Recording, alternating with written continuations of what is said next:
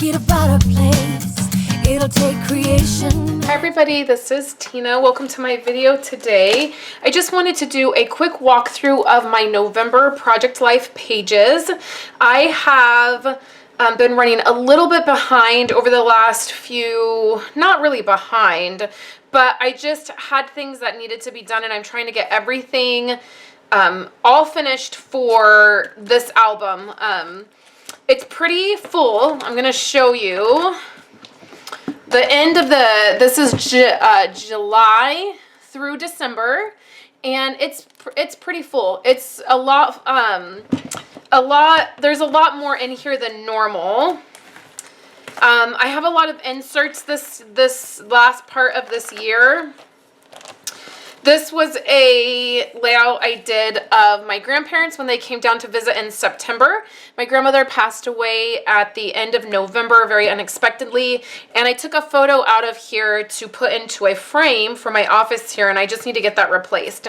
So a lot of times at the very end of the year, this is what I'll do. I'll flip back through my album, and I'll just make notes of what needs to happen if I'm missing a photo anywhere. I do need to journal these insert pages that I did in the Project Life app. There's no journaling on them, so I just need to sit down and do that. I just need a special pen to be able to do that on top of the photo paper.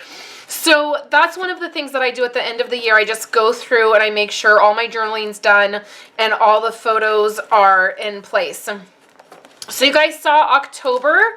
This was October. I'll link a card up here so you can see October. And then at the very end of October, I have a day in the life spread. And again, I'll link that right up here. You can check that out if you want to. This next year, I'm going to be doing every single month, I'm going to be doing a day in the life project, and there's more information to come about that. I'm really excited about something I'm going to be launching for memory keeping in the beginning of the new year, and that's going to be an essential part of that launch for that thing that I'm going to be doing. Will be a day in the life project every single month. So that was at the end of October. So then when we dive into November, for November, I'm using the Project Life by Stampin' Up! Kit, the all year long kit. I think this is a really beautiful kit for fall. It has some great colors. So I have my divider here, and then I have my 6x12 insert right here, which has my calendar, and then it also either provides a way for me to do a layout, or it's usually a pocket that holds some extra items. Next year I won't be doing 6x12. I didn't love it this year, so I'm going to go back to using the 8.5x11. I felt like there's times I need more space back here for different things, and the 6x12 or this, yeah, the 6x12 did not provide that much space for me. And then also in the very middle of my album, it really gave some bulk. So I'm not going to be doing that next year. This is an insert that I have just from a couple awards I got at the very end of the Stampin' Up! Year. I have very few embellishments, just a few things here and there. A lot of them are from story kits that I'm a part of. You'll be able to see them a little bit closer up in the pictures that are on my website. So then for this week, for week 46, I have several inserts, and they're all about the presidential election. So this right here, these two images right here, I just Googled. All of these images really have just either been Googled or screenshot on my phone. So this I Googled and it came up. I did it in a photo, saved it as a photo. And then this is just a little comic that I thought was really funny and kind of gave the feeling for this election, so I included that. I did some journaling. This is a photo of us voting. We vote by mail, so I have that, and then I have our slips that went in there. And then this was Googled. It's just an image of both of the candidates. So regardless of your political, you know, thoughts or beliefs, I think it's always good to document in your Project Life album bigger things. So you can, I chose to put in the very end, I think I journaled here who we voted for, but you don't even have to include that if you feel like maybe it's more personal, and if people are going to be looking through this and you don't want people to know. You don't have to journal personal stuff in that realm, but I definitely wanted to include it because it was a pretty historical election, and it was also the very first election that I was very, very invested in. And so I did that, us voting. We voted several days before the election. So then these are just screenshots from my phone. They were on Facebook or Instagram. I think this one was Instagram. This one was Facebook. I just did a screenshot and then I cut them down. This photo here is a photo. I just took a photo with my phone of my computer screen. We don't have cable, so I followed the election that night by just watching it on my computer. So this, what I wanted to do throughout the night was get some shots of the electoral votes as they were coming in. I actually didn't have one earlier than this, so this was a little bit later in the night. Then you turn it over. Here's another photo. I just took a picture of my computer right here, and then here was when the vice president came out. The vice president-elect, came out and was talking. I did a photo of that. And then I did another screenshot. So these were all screenshots on my phone on Facebook. It's Facebook, and doing a screenshot is a way that I will include information. Maybe that is maybe harder to come by, or instead of like typing it all out or copying it and pasting it, it's really great to just be able to, if you're following, this goes for anything, an article that you're liking, political information, even like things that friends and family share, instead of writing that all out, oftentimes I'll just take a screenshot, and it's a great way, quick way to include it.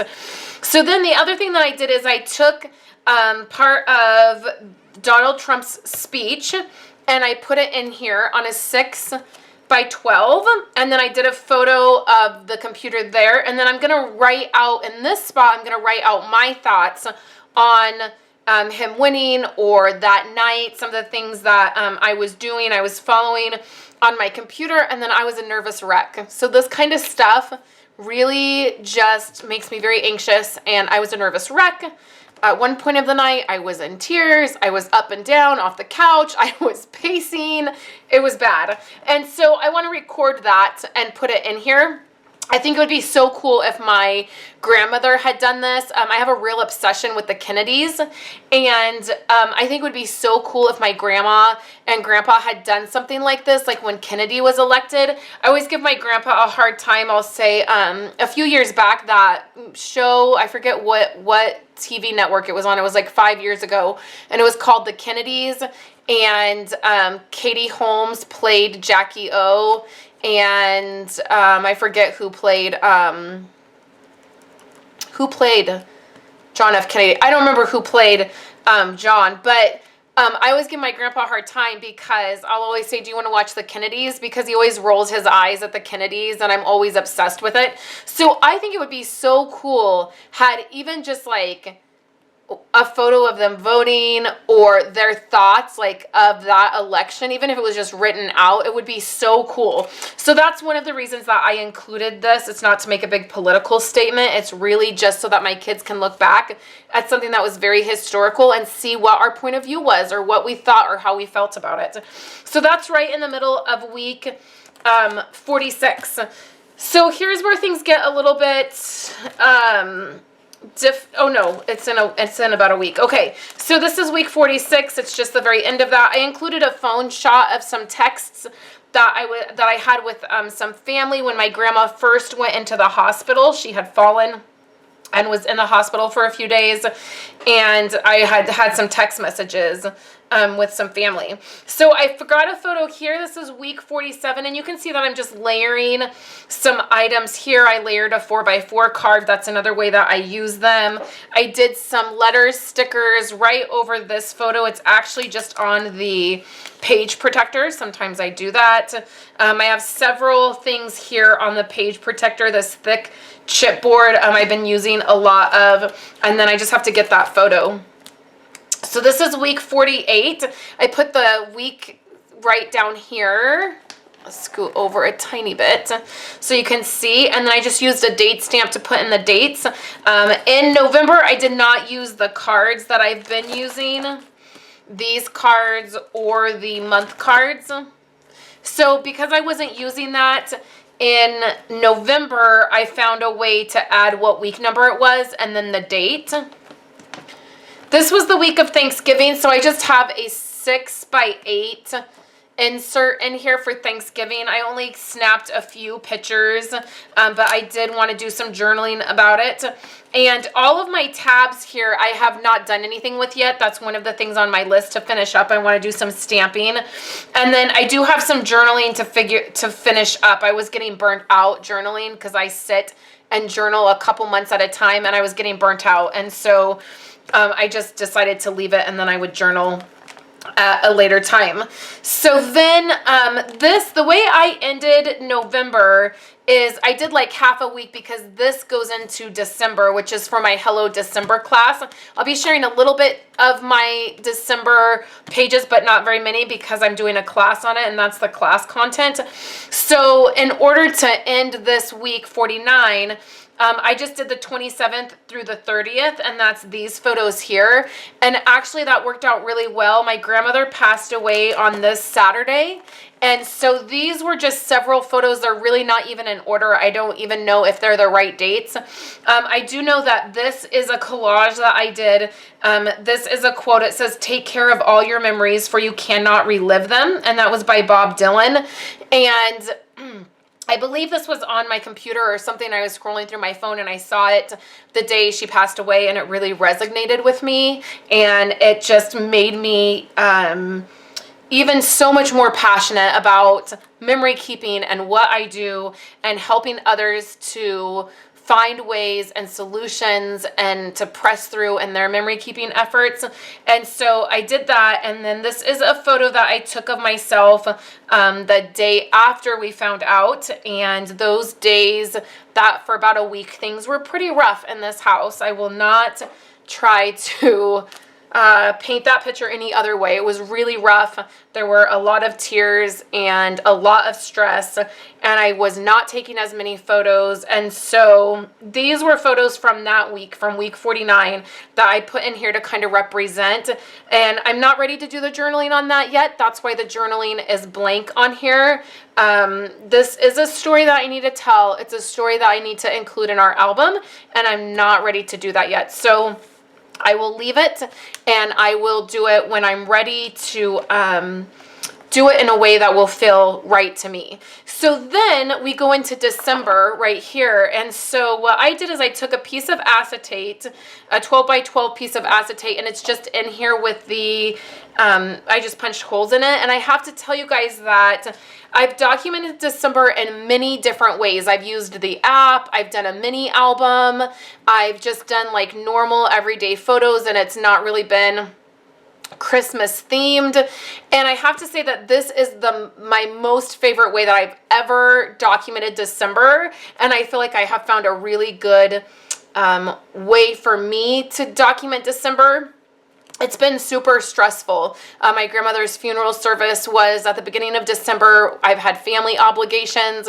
It's not felt like Christmas, and our whole household has been so sick. It's been ridiculous. I've been sick. My kids have been sick.